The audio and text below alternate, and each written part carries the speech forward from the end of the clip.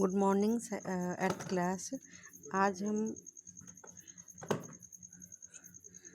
आज आपका हिंदी का सेकंड चैप्टर लाख की चूड़ी पढ़ेंगे। ठीक है। इस लेसन में क्या है कि जो लेखक है वो गांव घूमने के लिए आता है, जहाँ पर वह अपने बचपन के दिनों को याद करता है कि किस तरह से आजकल के टाइम में जो मेहनत करने वाले मज़दूर हैं, ठीक है, मशीनों की वजह से किस प्रकार उनका जो कारोबार है वो ख़तरे में पड़ गया है। ठीक है। मतलब लाख की चूड़, जैसे इसमें क्या था, जो एक कारीगर था लाख की चूड़ियाँ बनाता था, उस समय उसका काम कितना चलता था, लेकिन धीरे धीरे इस समय के विकास के कारण उसका काम इतना मंदा हो गया कि उसके खाने के लाले तक पड़ गए। इसमें था कि सारे गांव में बदलू मुझे सबसे अधिक अच्छा आदमी लगता था, क्योंकि वह मुझे सुंदर सुंदर ला के गोलियाँ बना कर देता था। मुझे अपने मामा के गांव आने का सबसे बड़ा चाव इसीलिए था कि मैं जब भी वहाँ से लौटता था मेरे पास ढेर सारी गोलियाँ होती थी, रंग बिरंगी गोलियाँ जो किसी भी बच्चे का मन मोह लेती थी। वैसे मेरे मामा के गाँव होने के कारण मुझे बदलू मामा कहना चाहिए, परंतु मैं उसे बदलू मामा न करके बदलू काका कहा करता था, जैसा कि गाँव के सभी बच्चे उसे कहा करते थे। बदलू का जो मकान था कुछ ऊंचे पर बना था। मकान के आगे बहुत बड़ा सहन था। एक पुराना नीम का वृक्ष भी था। उसी पेड़ के नीचे बैठकर वो काम किया करता था। उसके बगल में एक भट्टी धधकती थी जिसमें वह उस लाख को पिघलाया करता था। सामने लकड़ी की चौखट रहती थी, लकड़ी की चौखट पड़ी रहती जिस पर लाख के मुलायम होने पर उसे सलाख के समान पतला करके चूड़ी का आकार दिया जाता था।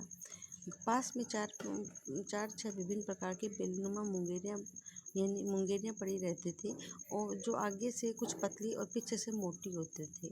लाख को चूड़ी का आकार देकर वह उन मुंगेरियों पर चढ़ा गोल और चिकना बनाता।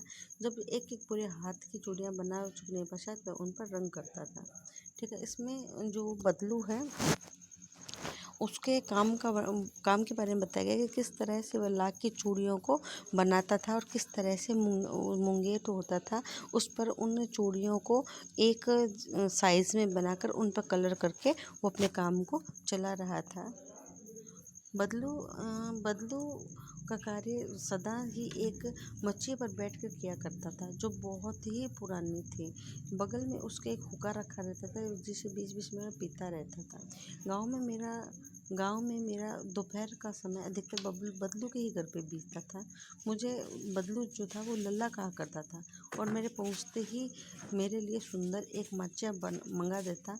मैं उस घंटों उस पर बैठा रहता और लाख की चूड़ियाँ बनाते देखता रहता था। लगभग रोज़ की तरह 5-6 जोड़े जो चूड़ियाँ बनाता।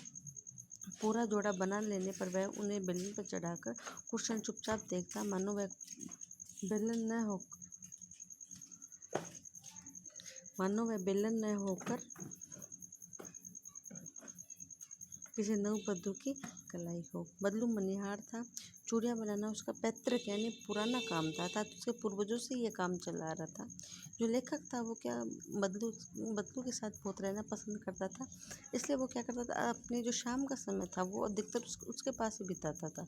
और बदलू का भी उसमें स्नेह था। जैसे वो आता उसके लिए अलग से चारपाई बिछा देता, और जो लेखक था वो वहाँ बैठा बैठा उसके काम को देखता रहता था, और इस तरह से उसका दिन कैसे बीता उसको पता ही नहीं चलता था।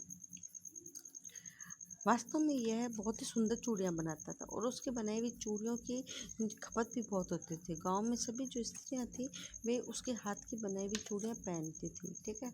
और आसपास के गांव में भी उसकी चूड़ियाँ लोग उससे चूड़ियाँ लेकर जाते थे।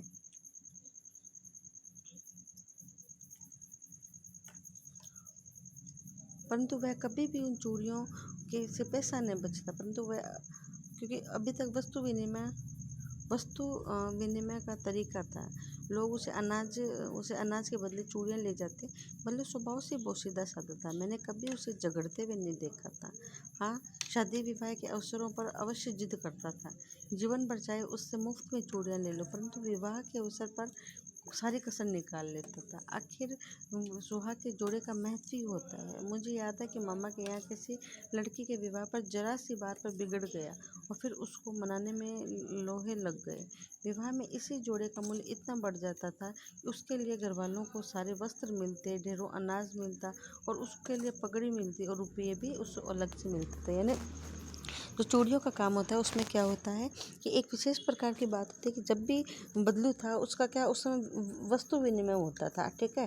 वो क्या करता था कि जो चूड़ियाँ बेचता था उसके बदले में अनाज या अपनी ज़रूरत का कोई सामान ले लेता था और लोगों को चूड़ियाँ दे देता था। लेकिन वो जो बदलू था उसका एक स्वभाव था कि प्राय जब भी गांव में किसी शादी विवाह होता था उस अवसर पर वह अपने मन के अनुसार उनसे वसूली करता था, क्योंकि ये एक ऐसा रिवाज होता है जिसमें कभी भी किसी चीज़ का मोल भाव नहीं किया जाता, क्योंकि उसको सुहाग प्रतीक माना जाता है। उसमें यह अपने मन के अनुसार पैसे वसूल करता और लोग भी उसको इस तरह से देखकर प्रसन्न होते थे।